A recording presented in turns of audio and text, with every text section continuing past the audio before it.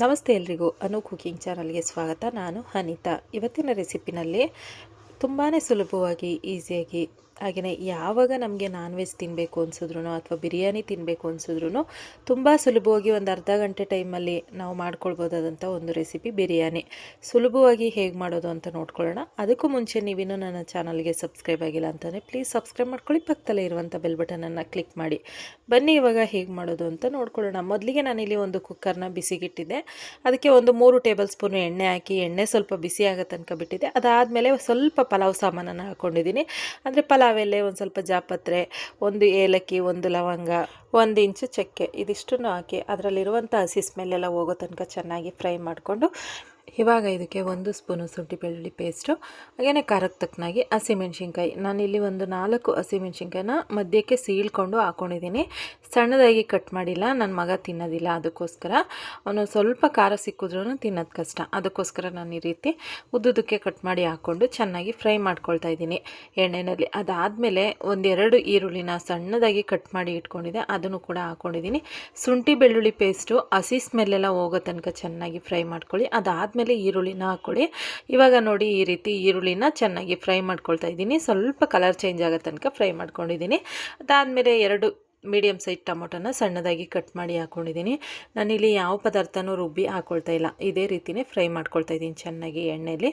ಅದಾದಮೇಲೆ ಟೊಮೊಟೊ ಎಲ್ಲ ಚೆನ್ನಾಗಿ ಫ್ರೈ ಆದಮೇಲೆ ನಾನಿಲ್ಲಿ ತೊಳೆದಿಟ್ಟಿರುವಂಥ ಚಿಕನ್ ಹಾಕ್ಕೊಂಡಿದ್ದೀನಿ. ಚಿಕನ್ಗೆ ರುಚಿಗೆ ತಕ್ಕಷ್ಟು ಉಪ್ಪು, ಹಾಗೆಯೇ ಒಂದು ಅರ್ಧ ಸ್ಪೂನು ಅರಿಶಿನ, ಇದಿಷ್ಟನ್ನು ಹಾಕ್ಕೊಂಡು ಚೆನ್ನಾಗಿ ಫ್ರೈ ಮಾಡ್ಕೊಳ್ಬೇಕು.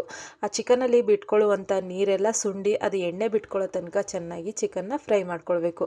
ಆ ರೀತಿ ಮಾಡಿದಾಗ ಒಂದು ಒಳ್ಳೆ ಟೇಸ್ಟ್ ಕೊಡುತ್ತೆ ಅಂತಲೇ ಹೇಳ್ಬೋದು. ನಾವು ಬಿರಿಯಾನಿಗಂತಲೇ ಅಲ್ಲ, ಸಾಂಬಾರು ಮಾಡಲಿ, ಫ್ರೈ ಮಾಡಲಿ, ಏನೇ ಒಂದು ಮಾಡಿದಾಗ ಆ ಚಿಕನಲ್ಲಿ ಬಿಟ್ಕೊಳ್ಳುವಂಥ ನೀರೆಲ್ಲ ನಾವು ಫ್ರೈ ಮಾಡಿ ಅದೆಲ್ಲ ಸುಂಡೋ ತನಕ ಬಿಟ್ಟು ಆಮೇಲೆ ಮಸಾಲೆ ಹಾಕೋದ್ರಿಂದ ತುಂಬ ಚೆನ್ನಾಗಿರುತ್ತೆ.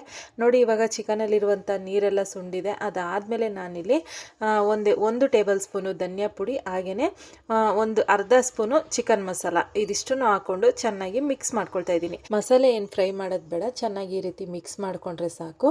ಅದಾದಮೇಲೆ ನೋಡಿ ಎಷ್ಟು ಚೆನ್ನಾಗಿ ಎಣ್ಣೆ ಬಿಟ್ಕೊಂಡಿದೆ ಅಂತ. ನಾನಿಲ್ಲಿ 1 ಇಡೀ ಕೊತ್ತಂಬರಿ ಸೊಪ್ಪು ಮಾತ್ರ ರುಬ್ಬಿ ಹಾಕ್ಕೊಳ್ತಾ ಇದ್ದೀನಿ.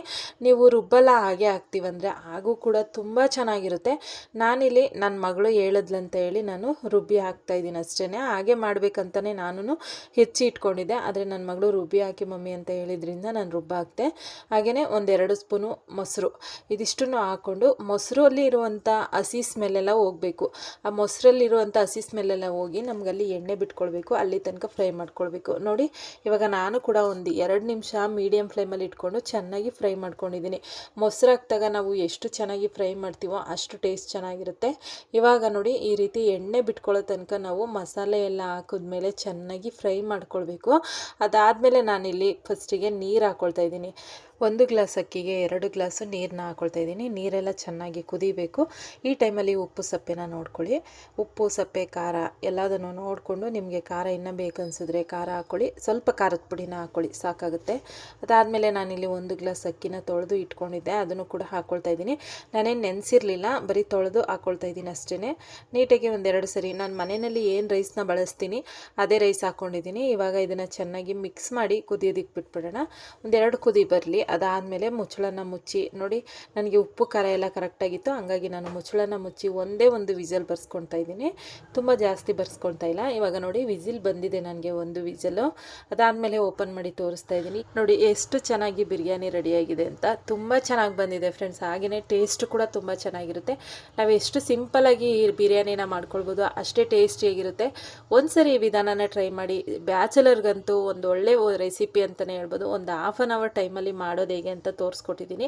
ನೋಡಿದ್ರಲ್ವಾ ಇವತ್ತಿನ ರೆಸಿಪಿ ನಿಮಗೆಲ್ಲ ಇಷ್ಟ ಆಗಿದೆ ಅಂತ ನಾನು ಅಂದ್ಕೊಂಡಿದ್ದೀನಿ. ಇಷ್ಟ ಆಗಿದರೆ ಪ್ಲೀಸ್ ಒಂದು ಲೈಕ್ ಮಾಡಿ, ಶೇರ್ ಮಾಡಿ, ಕಮೆಂಟ್ ಮಾಡಿ. ಹಾಗೆಯೇ ನನ್ನ ಚಾನಲ್ನ ಯಾರಾದರೂ ಹೊಸದಾಗಿ ನೋಡ್ತಾ ಇದ್ದರೆ ಪ್ಲೀಸ್ ಸಬ್ಸ್ಕ್ರೈಬ್ ಮಾಡ್ಕೊಂಡು ನೋಡಿ.